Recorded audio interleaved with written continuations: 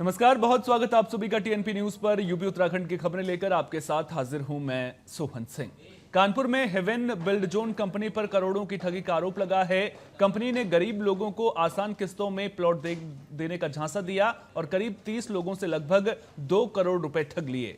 Police commissioner कार्यालय में पीड़ितों ने कंपनी के डायरेक्टर्स फाजिल, साजिद, डॉक्टर सलीम और राजू सिंह के खिलाफ शिकायत दर्ज कराई है। उन्होंने कहा है कि अगर एफआईआर नहीं हुई तो वे सड़क पर प्रदर्शन करेंगे। आज कमर्शियल पे हम लोग सारे लोग इकट्ठा हुए हैं। मामला ये है कि सर ये heaven build zone private company जो है ये खुली थी हुलागंज में। हुलागंज से फिर किदवई नगर इन्होंने ट्रांसफर किया और किदवई नगर से कम जो है करीब 100 लोगों का पैसा इन्वेस्ट करवाया। 100 लोगों को पैसा इन्वेस्ट करवाया जिसमें कम से कम 2 से 2.5 करोड़ रुपए का मामला है। आज 8 से 10 साल हो गया है। ये बराबर आश्वासन देते हैं कब्जा दे देंगे, रजिस्ट्री कर देंगे, कब्जा दे देंगे, रजिस्ट्री कर देंगे।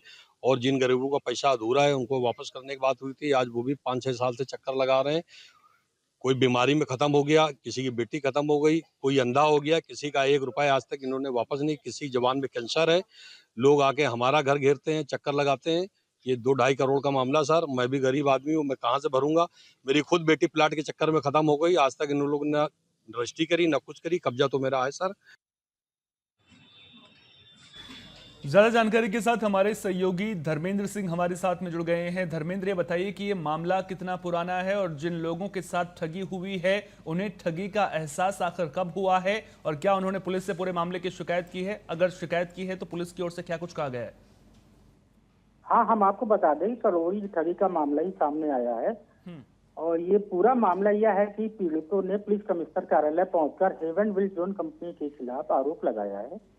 वही पीड़ितों का कहना है कि कानपुर के अलग अलग क्षेत्रों में हेवन बिल्ड जोन के नाम से एक कंपनी चल रही है। गरीब लोगों का आसान किस्तों में प्लाट देने का बहाना बताकर करीब 30 लोगों के साथ ठगी कर ली गई है। जी, पुलिस क्या कुछ कह रही है पूरे मामले को लेकर? पुलिस ने अभी कुछ इसमें जवाब नहीं दिया है। इन्होंने कल एक कमिश्नर पुलिस के यहाँ जाकर एप्लीकेशन दिया है। पुलिस ने इसमें आश्वासन दिया है कि जो भी आप लोगों के साथ ठगी हुई है उस पर हम आप इस पर जांच बैठाकर इस पर कार्रवाई की जाएगी। और जिसमें से हम आपको ये बता दें कि इसमें जो शिकायतकर्ता ने 10 पीड़ितों के नाम बताए हैं, कंपनी के डायरेक्टर फाजिल, साजिद, डॉक्टर सलीम, राजू सिंह हैं। ये सभी भू माफिया किस्म के लोग हैं जो कि गरीबों के अपना निशाना बनाकर उनके साथ ठगी करते हैं। पीड़ितों ने यह भी बताया कि अगर इन सभी के खिलाफ एफआईआर दर्ज नहीं की गई तो सभी मिलकर रोड पर प्रदर्शन करेंगे। जी धर्मेंद्र, आप नजर बनाए रखिए। बहुत बहुत शुक्रिया विस्तार पूर्वक जानकारी साझा करने के लिए।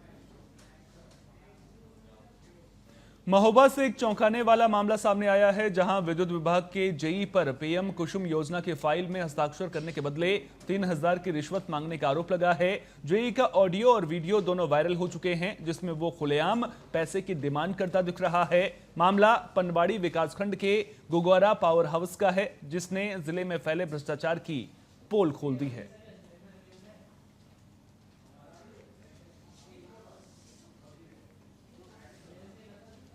तो जेई पर रिश्वत मांगने का आरोप लगा है। जेई का ऑडियो और वीडियो अब दोनों जो हैं वो वायरल हो रहे हैं और जब ये पूरा मामला सामने आया है तो इसके बाद भ्रष्टाचार की पोल खुलती हुई नजर आ रही है।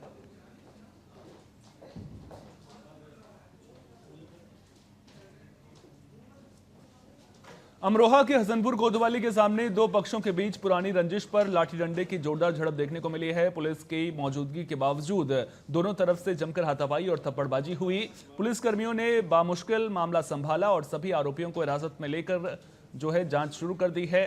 हिंसक घटना का वीडियो भी सोशल मीडिया पर वायरल हो रहा है।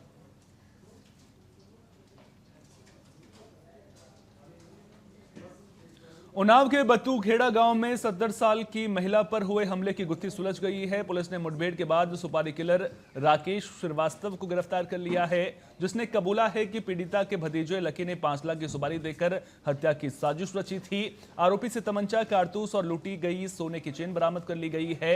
पुलिस अब फरार भतीजे की तलाश कर रही है। कल दिनांक 11 अक्टूबर को शाम लगभग 7:30 बजे थाना के पुलिस को सूचना मिली थे कि पट्टू खेड़ा गाँव के निवासी शांति सिंह जी के साथ किसी ने उनको जान से मारने का प्रयास किया है और एक लूट की घटना कारित की है। इस घटना पर मौके पर पुलिस पहुंची और उनके घर में सीसीटीवी फुटेज के जांच से ये प्रकाश में आया कि एक अपराधी द्वारा इनको जान से मारने का प्रयास किया गया। किसी के आने की आहट पाते ही विफल होने पर वो चेन तोड़ते हुए घर से फरार हो गया।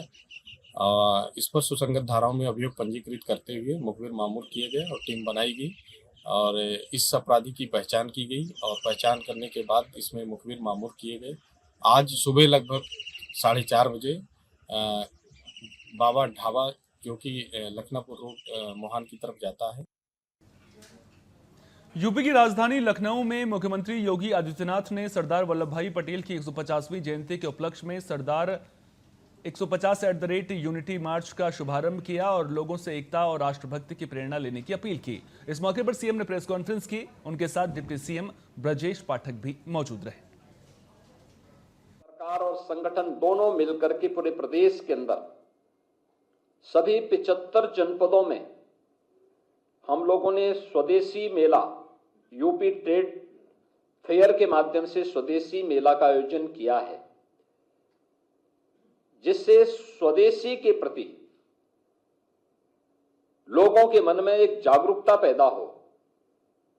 हम स्थानीय हस्तशिल्पी और कारीगरों को श्रमिकों की श्रम का हस्तशिल्पी और कारीगरों की कारीगरी और उनकी कला को सम्मान दे सकें और गवर्नमेंट के स्तर पर उनकी ब्रांडिंग के लिए, उनको टेक्नोलॉजी से जोड़ने के लिए, उनकी पैकेजिंग के लिए सहयोग किया जा रहा है। उन्हें मार्केट से लिंक करने की कार्रवाई की जा रही है। स्वदेशी मेला इसी अभियान का हिस्सा बने हुए हैं।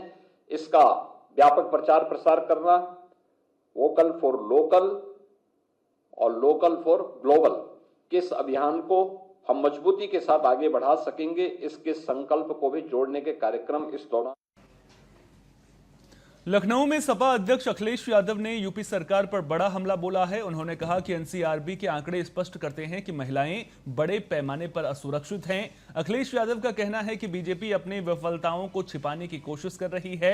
उनका कहना है कि पिछले 9 सालों में प्रदेश में लगातार उत्पीड़न और अन्याय बढ़ा है। सबसे ज्यादा उत्पीड़न, अन्याय और इस तरह की गंभीर घटनाएं उत्तर प्रदेश में लगातार हो रही हैं। न केवल घटनाएं हो रही हैं, भ्रष्टाचार की भी सभी सीमाएं टूट चुकी हैं। हर विभाग में भ्रष्टाचार बड़े पैमाने पर है और जिन विभागों को उत्तर प्रदेश की जनता को सुविधा और उनकी मदद करनी चाहिए, लगातार 9 साल की सरकार में इनके हर विभाग में लूट मची हुई है।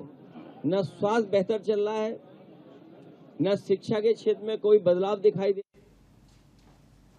सपा अध्यक्ष अखिलेश यादव ने लखनऊ में एक छात्रा के साथ कथित सामूहिक बलात्कार के मामले को लेकर बीजेपी सरकार पर तीखा हमला किया है। अखिलेश यादव ने कहा कि यह पहला मामला नहीं है और प्रदेश में महिलाओं के खिलाफ बलात्कार और अत्याचार लगातार बढ़ रहे हैं। उनका कहना है कि पुलिस का इस्तेमाल राजनीतिक उद्देश्यों के लिए किया जा रहा है। सरकार में कोई पहला गैंग रेप नहीं है। रेप के मामले में और महिलाओं के ऊपर अन्याय अत्याचार के मामले नंबर 1 हो रहे हैं। सबसे ज्यादा घटनाएं बढ़ रही हैं, क्योंकि पुलिस पॉलिटिकल काम के लिए लगाई जा रही है। पुलिस को काम करने नहीं दे रही है बीजेपी के लोग, पुलिस को काम ही नहीं करने दे। और इनकाउंटर सॉल्यूशन नहीं हो सकता है। ये लगातार इनकाउंटर के बहाने ये मैसेज देते हैं कि लॉ एंड ऑर्डर बेहतर है, और जब भी इनकाउंटर करते हैं उसके बाद बलात्कार होती है, उसके बाद हत्या होती है। लखनऊ में समाजवादी पार्टी अध्यक्ष अखिलेश यादव ने डॉक्टर राम मनोहर लोहिया को नमन किया। इस दौरान अखिलेश यादव ने उनके संघर्ष और सप्त क्रांति आंदोलन को जन जन तक पहुंचाने का संकल्प लिया। साथ ही साथ बीजेपी सरकार पर भी जमकर निशाना साधा। ये राम मनोहर लोहिया जी के नाम पर पार्क नेताजी के समय पर बना था और ये पहला पार्क बना था जिसमें उदाहरण दिया गया था कि एक भी पेड़ काटा नहीं गया था। पहली बार ट्रीज ट्रांसलोकेट किए गए थे और उसके बाद छोटे लोहिया का बड़ा पार्क बना है।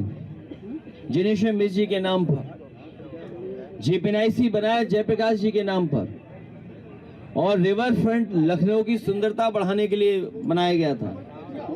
इस सरकार में केवल काम खत्म करना, रोकना और काम कैसे बर्बाद किया जाए वो कोशिश चलती है। यूपी सरकार में मंत्री ओपी राजभर ने कहा कि जब वे आजमगढ़ में पार्टी का काम देख रहे थे तो वहां की सड़कें बहुत खराब हालत में थीं। 21 से 22 साल तक समाजवादी पार्टी और बसपा की सरकारें रही, लेकिन सड़क पर कोई काम नहीं हुआ। उन्होंने कहा कि स्थानीय लोगों ने सड़क बनवाने की मांग की, जिसके बाद मुख्यमंत्री योगी आदित्यनाथ ने बजट स्वीकृत कर काम शुरू किया। मंत्री ने मुख्यमंत्री को इस पहल के लिए धन्यवाद अदा किया। पार्टी के संगठन के काम को लेकर के जब आजमगढ़ में मैं गया तो अहिरौला कप्तानगंज की दूरी 21 किलोमीटर है। बहुत जर्जर सड़क हो गई थी। 22 साल में समाजवादी पार्टी की सरकार, बसपा की सरकार, भाजपा की सरकार, लेकिन उस सड़क पर किसी का ध्यान नहीं गया। ना अखिलेश जी मुख्यमंत्री थे तब गया, ना मायावती जी या उनके नेता, जो कि आजमगढ़ लोग कहते हैं सपा का गढ़ है, विधायक भी सपा के, सांसद भी सपा के थे, सरकार भी उनकी थी, तब भी नहीं बना।